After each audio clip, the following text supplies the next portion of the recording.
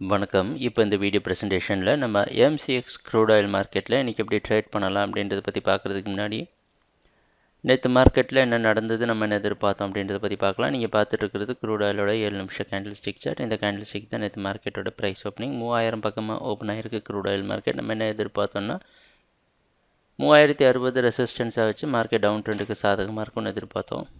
Open ஆனதுலேருந்து 3010 பல முறை resistance எடுத்து 2960 தொட முயற்சி செஞ்சு மறுபடியும் 3010 ரெசிஸ்டன்ஸ் எடுத்து மறுபடியும் 2960 டெஸ்ட் பண்ணியிருக்கேன். சொல்லப்போனால் ஒரு சைட்வே ப்ரைஸ் ஆக்ஷன் இந்த 60 பாயிண்ட் கேப்புக்குள்ளேயே மார்க்கெட் ட்ரேட் ஆகிட்டு இருந்தது. இறுதியாக 3010 உடைச்சு மார்க்கெட் 3020 க்ளோசிங் கொடுத்துருக்கு. பாதி வரைக்கும் மார்க்கெட் ஓரளவு டவுன் ட்ரெண்டுக்கு சாதகமாக இருந்தாலும் மார்க்கெட்டோட க்ளோசிங் வந்து செல்லர்ஸ்க்கு சாதகமான விஷயமா அமையல. ப்ரைஸோட க்ளோசிங் வந்து ஆவரேஜான நேற்று ட்ரேடான ஜோனை விட அதிகம், நேற்று ஓப்பனிங்கை விட அதிகமாக க்ளோஸ் ஆகிருக்கு, முன்னாடி நாள் க்ளோசிங்கை விட அதிகமாக க்ளோஸ் ஆகிருக்கு. இது எல்லாமே செல்லர்ஸுக்கு சாதகமான விஷயமா அமையல. அது மட்டும் இல்லாமல் இன்றைக்கி மார்க்கெட்டோட ஓப்பனிங் 3060 பக்கமாக ஓப்பன் ஆகிறதுக்கு வாய்ப்பு இருக்கிற மாதிரி வெளிநாட்டில் இருக்க நைமேக்ஸ் மார்க்கெட் வச்சு பார்க்குறப்ப தெரியுது.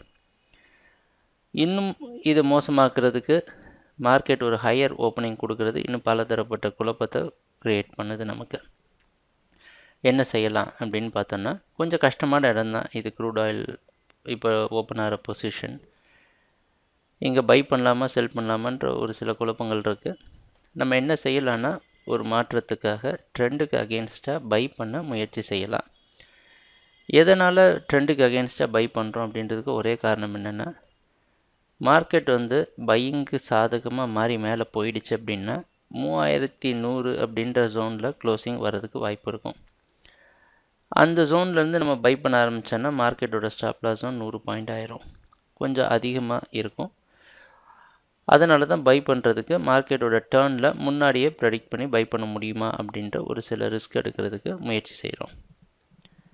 ஏன் செல் பண்ணக்கூடாது அப்படின்னா, செல் பண்ணுறதுக்கு வாய்ப்பு நமக்கு திருப்பி கிடைக்கும்.